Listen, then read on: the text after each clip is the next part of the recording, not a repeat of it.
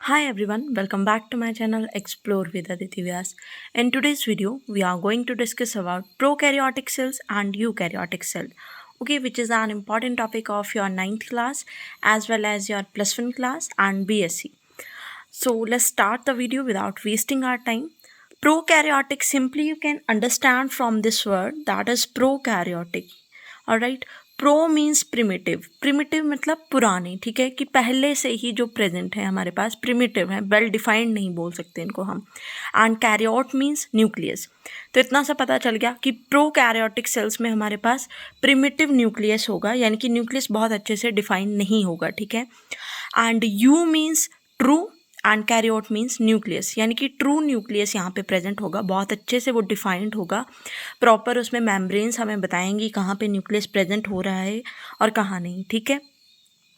तो ऑफकोर्स जिस सेल में हमारे पास न्यूक्लियस अच्छे से डिफाइन नहीं होगा वो सिंपल होगा एज वेल एज स्मॉल होगा, बट जिसमें हमारे पास ट्रू न्यूक्लियस प्रेजेंट होगा वो लार्ज होगा और कॉम्प्लेक्स भी होगा, क्योंकि उसमें बहुत सारी मेम्ब्रेन्स प्रेजेंट होंगी, ठीक है.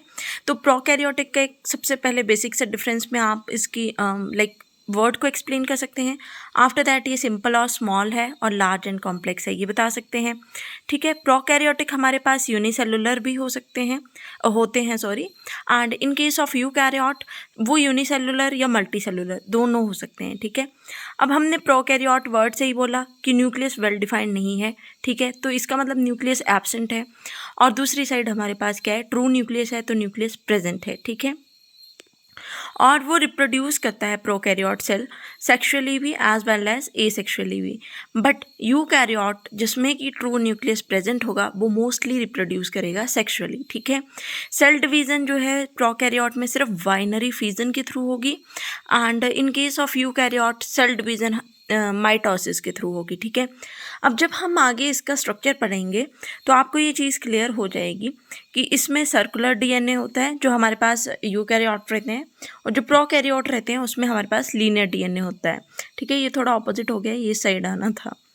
और हमारे पास प्रोकैरियोट में कोई भी ट्रू न्यूक्लियस नहीं होता, ये तो हम स्टार्टिंग से पढ़ते आ रहे हैं, जब से हमने इसका फर्स्ट वर्ड पढ़ लिया है कि prokaryote simply means primitive nucleus, ठीक है.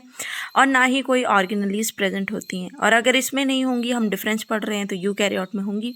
डिफरेंस लर्न करने का एक बेसिक वे होता है कि आप एक साइड को अच्छे से पढ़िए, दूसरी अपने आप क्लियर हो जाती है, ठीक है. प्रोकैरियोट्स की ग्रोथ बहुत ज़्यादा फास्ट होती है क्योंकि वो दोनों वेज में रिप्रोड्यूस कर सकते हैं, ठीक है. और सेल वॉल जो रहती है इसकी प्रोकैरियोट्स की वो हमारे पास कॉम्प्लेक्स रहती है, जबकि हमारे पास सेल वॉल जो यूकैरियोट्स की होती है वो सिंपल होती है, ठीक है. प्रोकैरियोट के बेसिक्स एग्जांपल है that is your bacteria and eukaryote के एग्जांपल है एनिमल या प्लांट, ठीक है. सो अगर हम सिमिलैरिटीज़ की बात करें, डिफरेंस तो इन दोनों में है ही सेल्स में.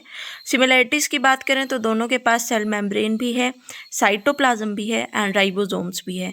ये अलग बात है कि एक में राइबोसोम स्मॉल होंगे, दूसरे में लार्ज होंगे, बट प्रेजेंट दोनों में है, ठीक है. डीएनए लीनियर हो या सर्कुलर हो, बट डीएनए भी दोनों में प्रेजेंट है. तो ये ऊपर आपके पास प्रोकैरियोट का स्ट्रक्चर है जिसमें कि वेल डिफाइंड न्यूक्लियस नहीं है, ठीक है. हमने यहाँ कहीं भी लेबलिंग नहीं की है न्यूक्लियस की. और इसका जो डीएनए है सेंटर में देखिए वो क्या है, हमारे पास सर्कुलर है, ठीक है. और इसके पास सेल वॉल भी है as well as cell membrane भी है, एंड सेल मेम्ब्रेन जो है वो थोड़ी कॉम्प्लेक्स टाइप की है. बट यहाँ पर आ जाइए आप यूकैरियोट के सेल में, सर्कुलर है, ये तो देखने से ही क्लियर है, ठीक है. इसके पास लाइजोसोम्स भी हैं, ठीक है, राइबोसोम दोनों के पास हैं, साइटोप्लाज्म दोनों के पास है, सेल वॉल दोनों के पास है, ठीक है. बट जो न्यूक्लियस के सर्कुलर न्यूक्लियस के पास में जो हमारे पास एक और फिगर होगी, this is your rough endoplasmic reticulum, जो थोड़ी स्मूथ नहीं होगी, रफ जैसा स्ट्रक्चर होगा इसका, ठीक है. एंड जो अबव द सरफेस होगी, यानी कि न्यूक्लियस के अबव जो प्रेजेंट होगा that is your smooth endoplasmic reticulum, but जो न्यूक्लियस के नीचे होगा that is your rough endoplasmic reticulum, ठीक है. इसके अगर मैंने कुछ डायग्राम इस वे में बनाए हैं तो उनका भी कुछ ना कुछ मीनिंग है, और प्रॉपर ये न्यूक्लियस के पास आएंगे तभी ये एंडोप्लाज्मिक रेटिकुलम होंगे, ठीक है. इनके पास माइटोकॉन्ड्रिया भी प्रेजेंट होगा हमारे यूकैरियोटिक सेल्स के पास, ठीक है. So this is all about your prokaryotic and eukaryotic cell. I hope you all understand it. Thank you for watching and share it with your friends.